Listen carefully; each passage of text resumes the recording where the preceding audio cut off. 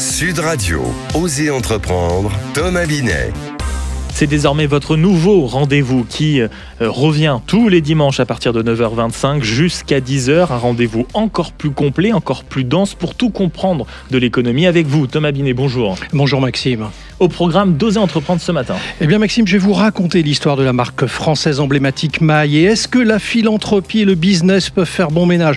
Comment transformer un achat en acte de solidarité ? Eh bien nous sommes avec Jean-Christophe Sibon, président et cofondateur des Bienfaiteurs, site de vente en ligne solidaire et responsable. Et c'est notre invité de la semaine. Et on va se poser une question. C'est notre consultant entrepreneurial Benjamin Watine qui va nous dire, peut-on encore créer son entreprise en 2025 ? Réponse dans un instant. Ecoréseau Business, le magazine de référence pour entreprendre, présente Sud Radio, Osez entreprendre, la saga des entreprises. Aujourd'hui, mon cher Thomas, justement, ce dimanche, on plonge dans l'univers du goût, de la finesse, et je parle évidemment de la moutarde. C'est une vraie saga française dont on parle ce matin. Elle est pleine de caractère. C'est celle de la maison Maille. Est-ce que vous pouvez nous rappeler, Thomas, d'où vient cette marque mythique ? Parce que clairement, elle est dans le frigo de tous les Français. Absolument. Imaginez, Maxime, nous sommes à Dijon au XVIIIe siècle. Le roi Louis XV règne sur la France et un certain Antoine-Claude Maille, vinaigrier de son état, met au point une recette de vinaigre médicinal contre la peste. Cela va le rendre célèbre. Mais très vite, c'est sa moutarde fine aux épices qui fait sensation. En 1747, il ouvre sa première boutique rue Saint-André-des-Arts à Paris. Le ton est donné, raffinement, qualité et déjà une touche royale. Déjà une touche royale, et il faut dire quand même que depuis, c'est devenu une référence absolument mondiale. Je ziote derrière la vitre de la régie et je vois que les gens connaissent la fameuse marque qui est aujourd'hui réellement une référence mondiale. Oui, mais grâce à un savoir-faire unique surtout, mais aussi un vrai sens du marketing avant l'heure.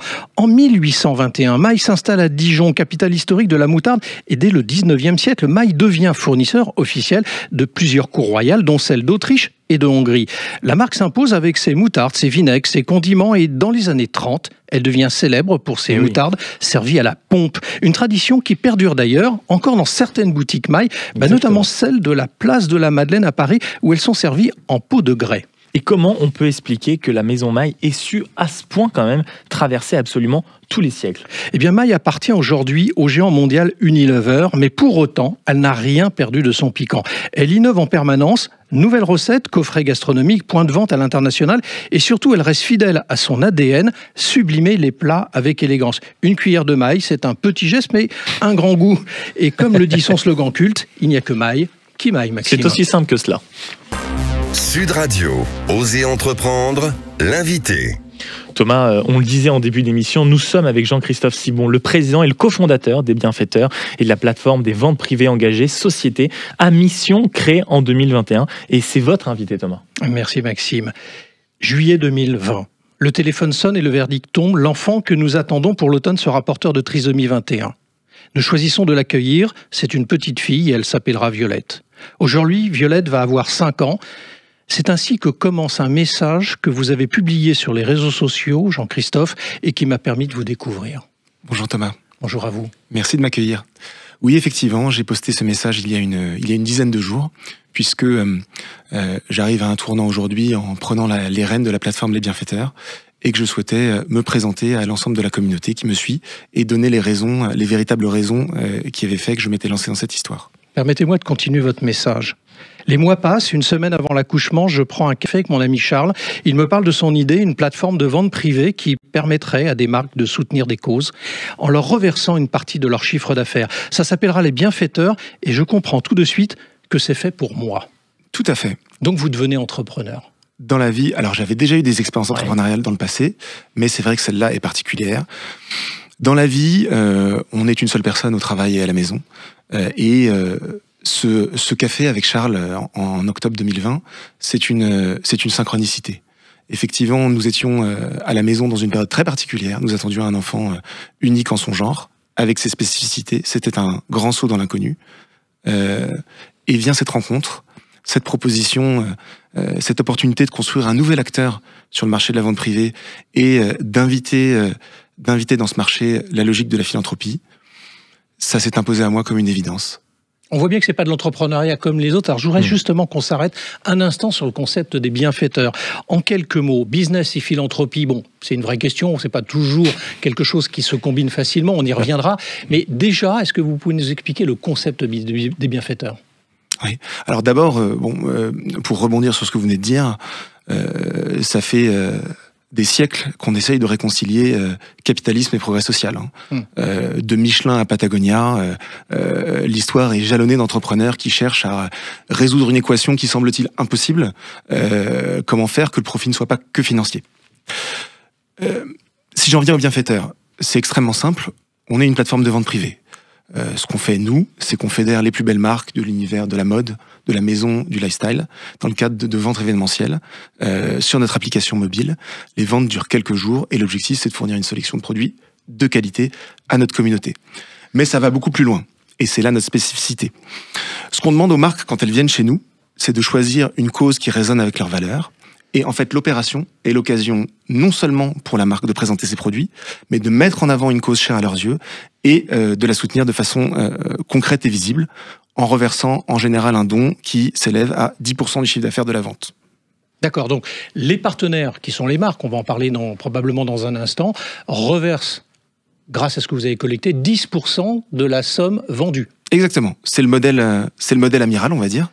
Les marques soutiennent de façon concrète et réelle une cause, en font la publicité dans le cadre de l'opération, et les clientes ont accès à une sélection de produits au bon prix pour la bonne cause. Et c'est quel type de cause partenaire ? Alors on intervient sur... alors d'abord, je tiens à dire que c'est un modèle qui est ouvert, c'est-à-dire qu'on a soutenu jusqu'ici 130 causes. On a bien l'intention de continuer à proposer à des causes de monter sur le modèle, parce qu'on n'aura jamais fait le tour des sujets à adresser. On intervient sur 4 grands domaines de référence qui sont l'éducation, la santé, la dignité et l'environnement, les causes sociales et environnementales pour faire simple. Bon, le terrain de jeu est assez large. Nous, notre envie, c'est vraiment de faciliter l'engagement des marques et de leur donner toute la liberté de choisir le sujet avec lequel elles sont à l'aise. On n'est pas là, j'ai raconté mon histoire personnelle à l'instant, on n'est pas là pour dire aux marques s'il faut prioriser le sujet du handicap ou le sujet de l'océan. On est là pour faire un constat tous ensemble. C'est que l'époque, les enjeux qui sont face à nous sont d'une telle ampleur et d'une telle variété que, en l'occurrence, on a besoin des marques et de la communauté des consommateurs pour pouvoir adresser ces enjeux. Alors, vous venez de parler de la partie solidaire, on va revenir sur la partie business un instant. Quand on va sur le site Les Bienfaiteurs, ou sur l'application d'ailleurs, parce que c'est conjointement... C'est d'abord une application, oui. On trouve quoi ? Concrètement, pour nos auditeurs, ils peuvent trouver quel type de produit ? Alors écoutez, on est positionné sur le marché de la mode d'abord, effectivement. Donc on a des très belles signatures qui sont déjà venues chez nous, comme Sessoun, Claudie Pierlot, Aigle. On est également positionné sur le secteur de la maison et on fait une bonne partie aussi de notre activité sur le secteur du lifestyle, qui est un secteur plus générique, avec donc des cosmétiques, des bijoux, de la bagagerie, de l'expérience. L'objectif, c'est vraiment de pouvoir être le concept store nouvelle génération engagé. Alors, je vais essayer de compléter votre propos, si vous me le permettez, en donnant quelques chiffres. Les Bienfaiteurs, c'est aujourd'hui une communauté de 80 000 clientes. Oui. Alors, vous dites clientes parce que c'est à 95% représenté par les femmes. 12 millions d'euros de volume d'affaires générés, 800 marques partenaires, 1 million d'euros d'engagement de dons et 130 causes, comme vous l'avez dit tout à l'heure. Donc, effectivement, ça vous situe dans les tout premiers. Écoutez, on a démontré depuis ce café de 2020, on a démontré qu'il y avait une place pour effectivement réconcilier, se faire plaisir et faire un don dans le cadre du marché de la vente privée. On a été en capacité de positionner un produit avec un schéma, une ambition assez simple, autour des valeurs qui sont les nôtres, qui sont l'audace, le style et la joie. Notre ambition, elle est extrêmement simple, c'est rendre le don à la mode. Et c'est là-dessus que on travaille toute la journée. On est une petite équipe, on est une dizaine de collaborateurs. Mais donc notre idée, tous les collaborateurs sont venus parce qu'effectivement il y avait cette spécificité qui rendait le projet unique. Et c'est notre quotidien de continuer à développer en ce sens. Alors ma dernière question, parce que vous avez une actualité aussi, vous êtes en train de procéder à une levée de fonds, vous recherchez entre 500 000 euros et 1 million d'euros, c'est aussi le rôle d'Oser Entreprendre de créer des passerelles. Si des gens veulent investir chez vous, qui nous écoutent ce dimanche matin, ils vont sur le site internet, ils vous envoient un mail, ça peut fonctionner comme ça ? Oui, ça peut fonctionner aussi simplement que ça, effectivement. Donc on est dans une démarche de prise de contact pour construire la meilleure équipe d'investisseurs avec nous. On est vraiment dans une logique partenariale, presque de coopérative. La suite de l'histoire, on veut l'écrire à la fois avec les marques, avec les causes et avec les investisseurs et les salariés évidemment. Et donc la logique, c'est vraiment de construire cette équipe-là. Et donc pour répondre à votre question, pour nous rejoindre, il suffit d'aller sur le site. Il y a une page qui annonce notre levée de fonds et toutes les informations y sont précisées. Et ils vous retrouveront donc sur lesbienfaiteurs.com. Lesbienfaiteurs.com. Merci à vous. Le message est passé. Merci Jean-Christophe Simon d'être passé du côté d'Oser Entreprendre. Et je rappelle que vous êtes le président et cofondateur des Bienfaiteurs. Sud Radio, Oser Entreprendre, les essentiels de l'entrepreneuriat. Thomas, nous sommes en compagnie d'un autre homme qui vient de s'installer dans ce studio en ce dimanche matin avec Benjamin Watine, le cofondateur de Softphone, la plateforme d'investissement pour les entreprises en croissance et consultant entrepreneurial d'ailleurs pour Oser Entreprendre. Et vous allez, Thomas, avec Benjamin, justement nous parler de cette question brûlante au milieu de cette rentrée chaotique, qu'elle soit politique ou économique. D'ailleurs, on ne sait plus où donner de la tête. Est-ce qu'on peut encore créer son entreprise en 2025 ? Et c'est une vraie question qui se pose parce que notamment au standard, et on le voit tout au long de la matinée, 0826 300 300, à quel point aujourd'hui les entrepreneurs ne sont clairement pas dans une situation confortable, et c'est un euphémisme.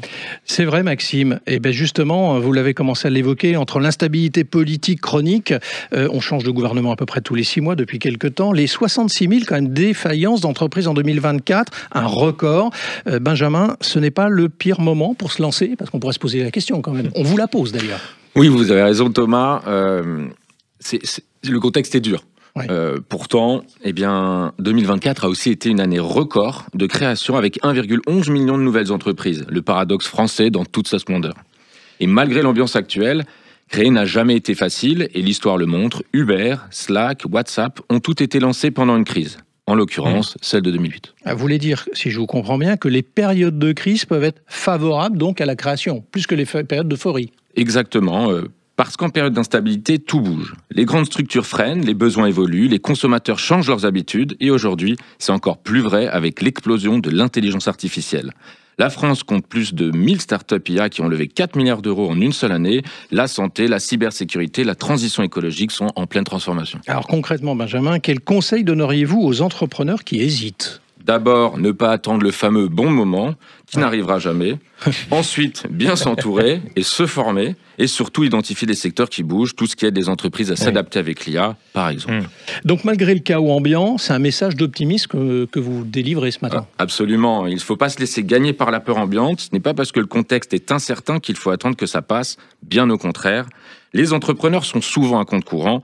Ceux qui se lancent aujourd'hui seront certainement ceux qui construiront l'économie de demain. Merci Benjamin. Et puis en effet, quand on est entrepreneur, le vrai courage, c'est en effet un moment de savoir saisir le moment. Merci à vous deux et Thomas, on se retrouve dans un instant avec Oser Investir. Sud Radio, Oser Entreprendre, Thomas Binet.